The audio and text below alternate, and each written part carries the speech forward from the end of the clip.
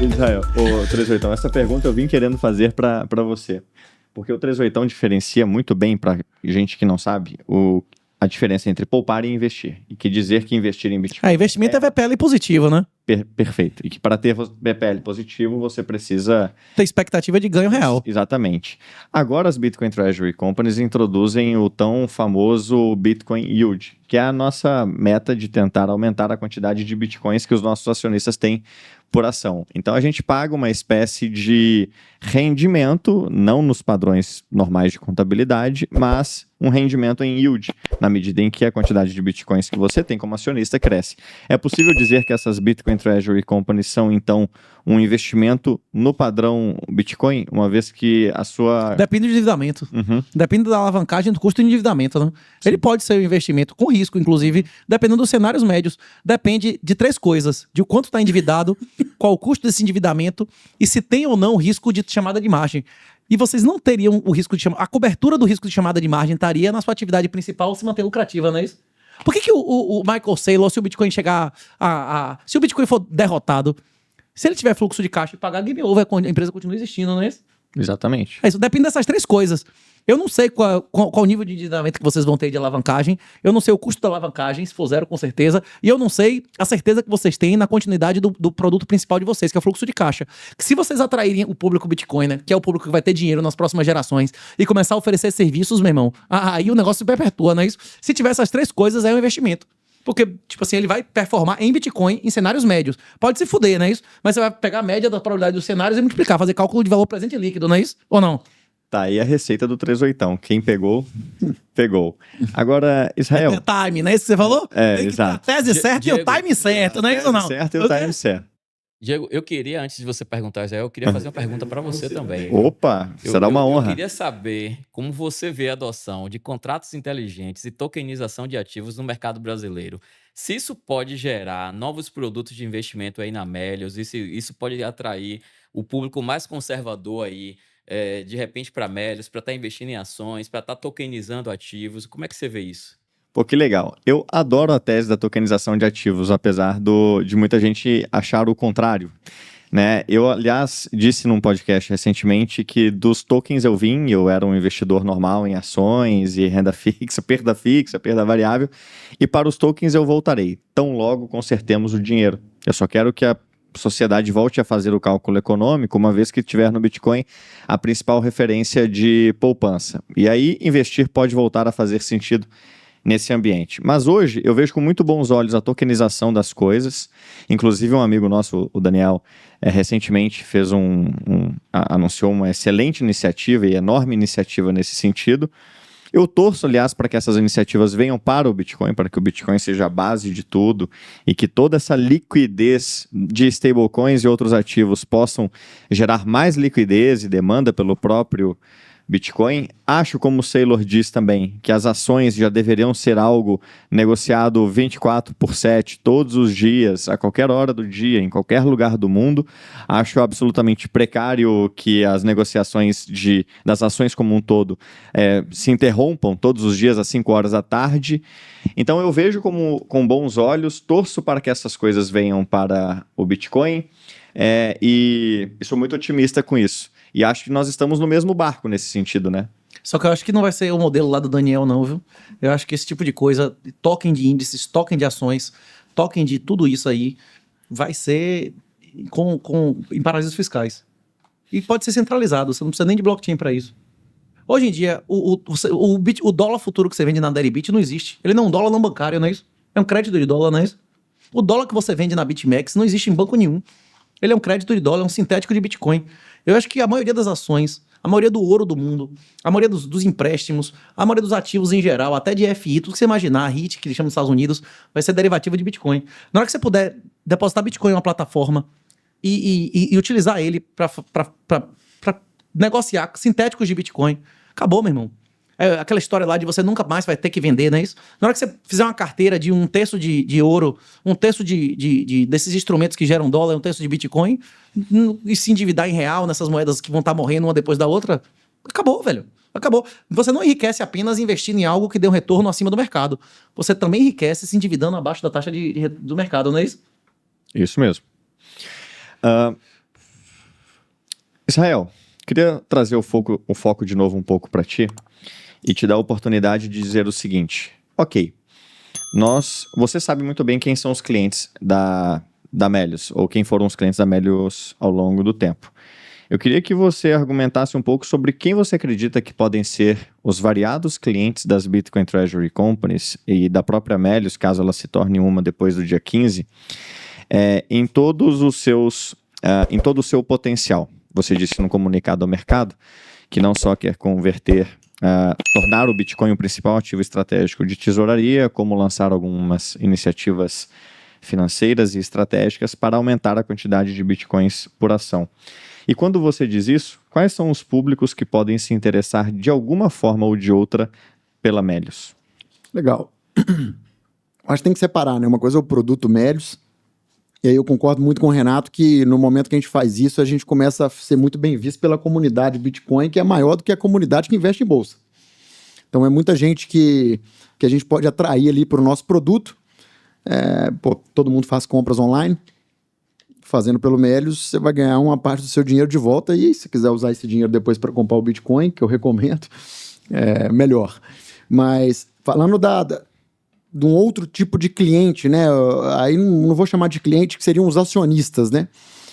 E aí eu também concordo com o Renato, assim, começa ali de quem não quer fazer autocustódio, passa para quem entende que uma Bitcoin Treasury Company, né?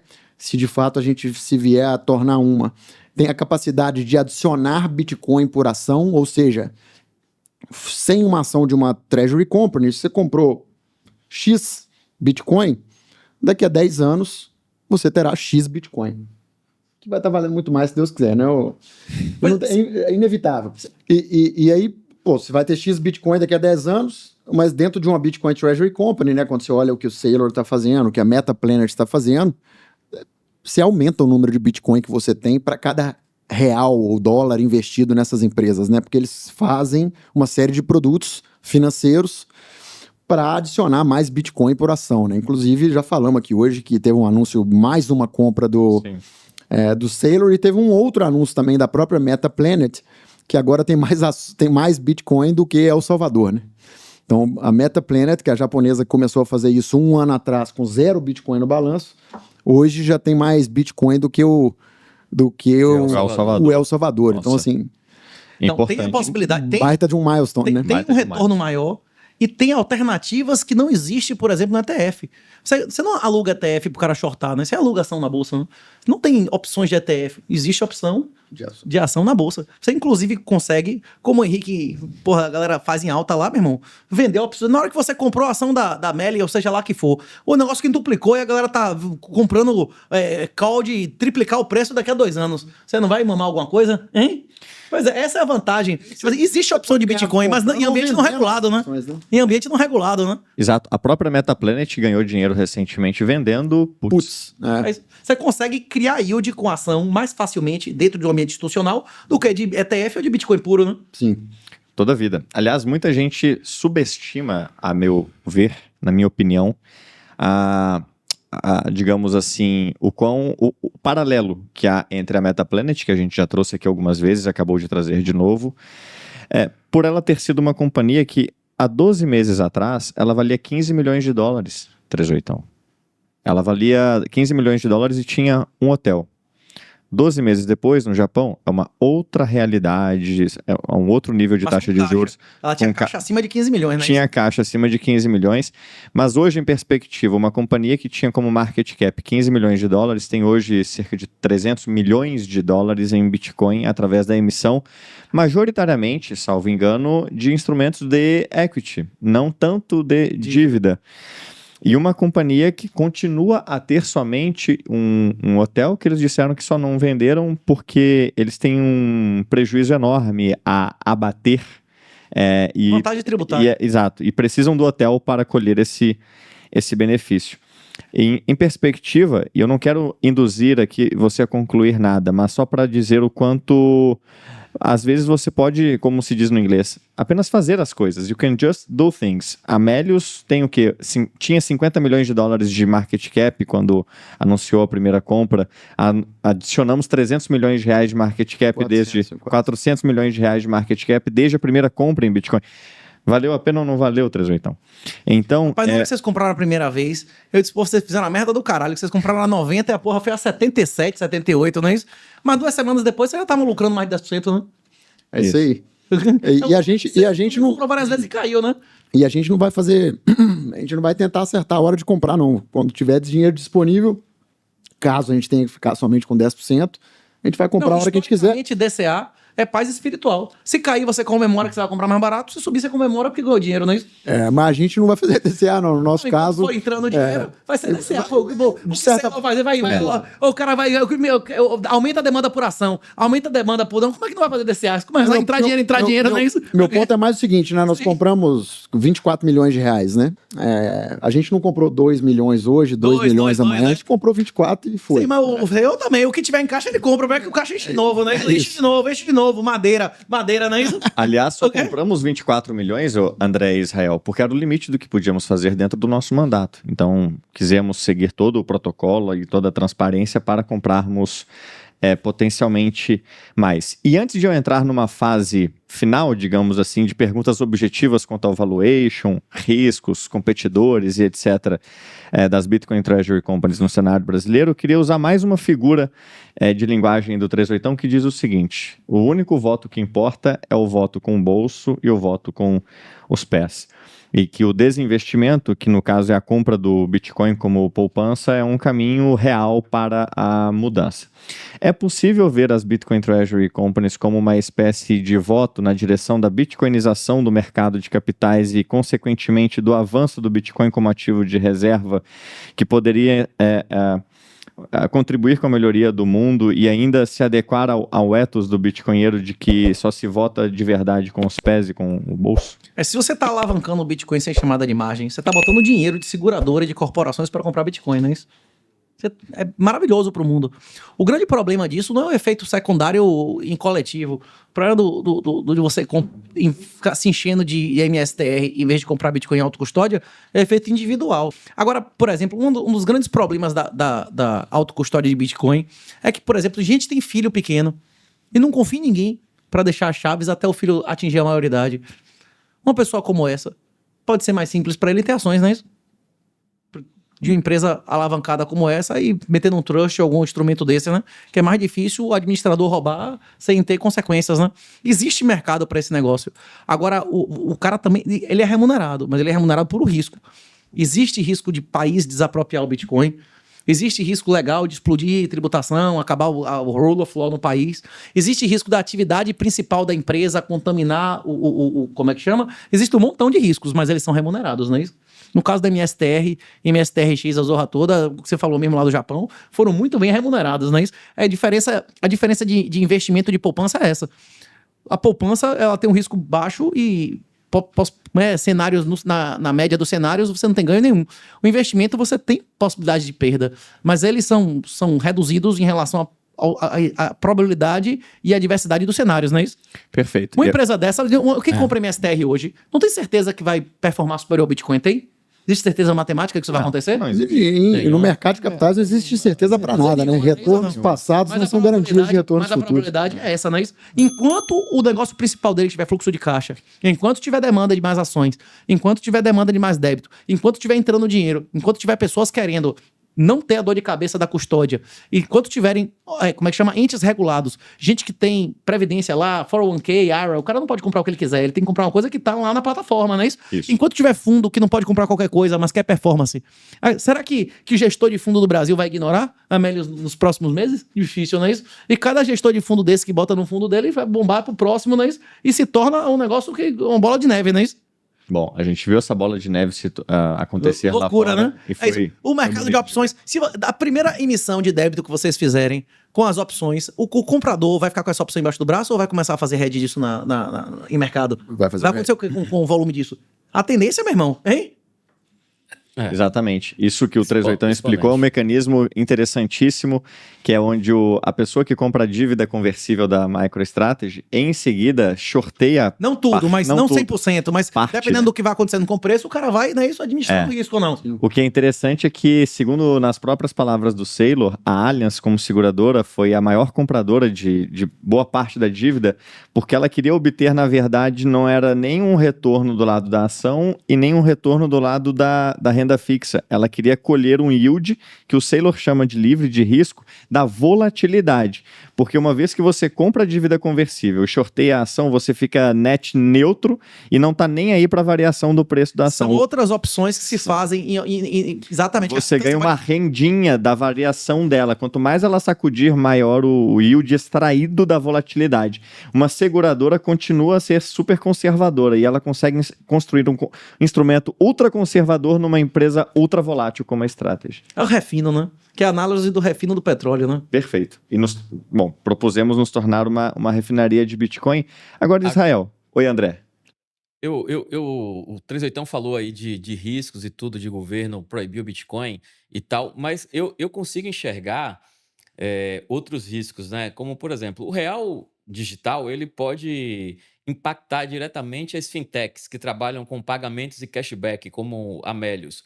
Como vocês veem, e aí é para o Israel e para o Diego, como é que vocês veem o cenário competitivo pós-lançamento do Drex?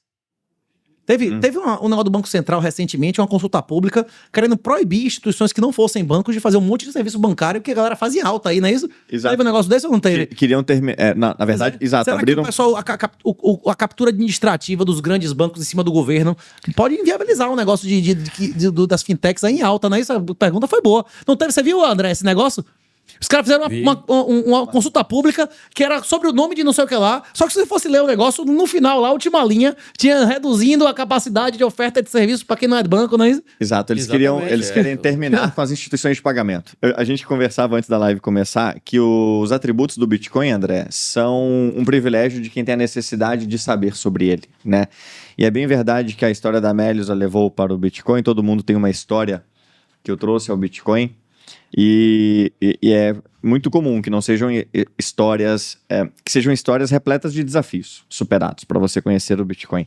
Aliás, o Bitcoin, filosofia e religião, você me disse isso, é para quem tem história de verdade, né?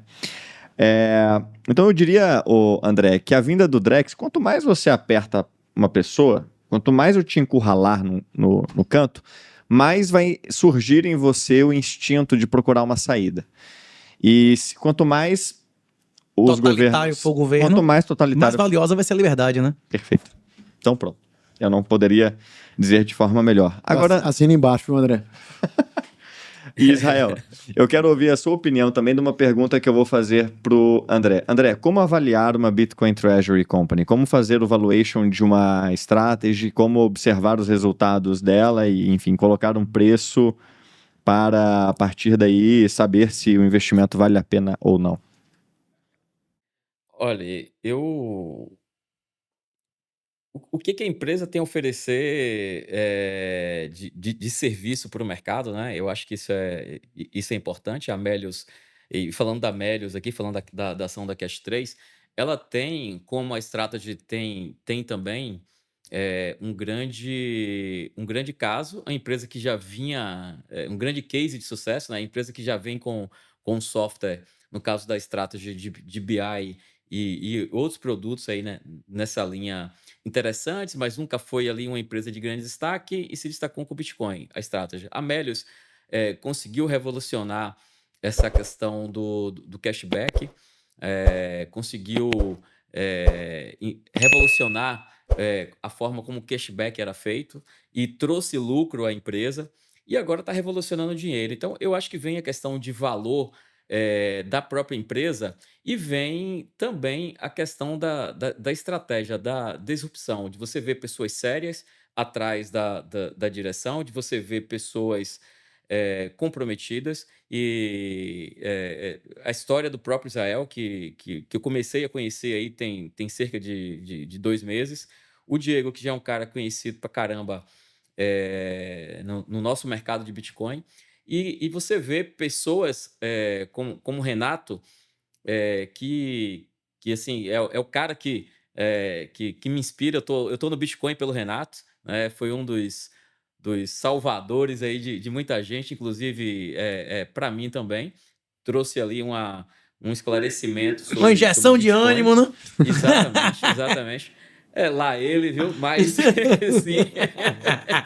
Então, quando você começa a ver pessoas e quando você começa a ver seriedade naquilo, eu acho que, falando assim de um modo bem simples, bem simplório mesmo, esses valores fazem com que você acredite no negócio.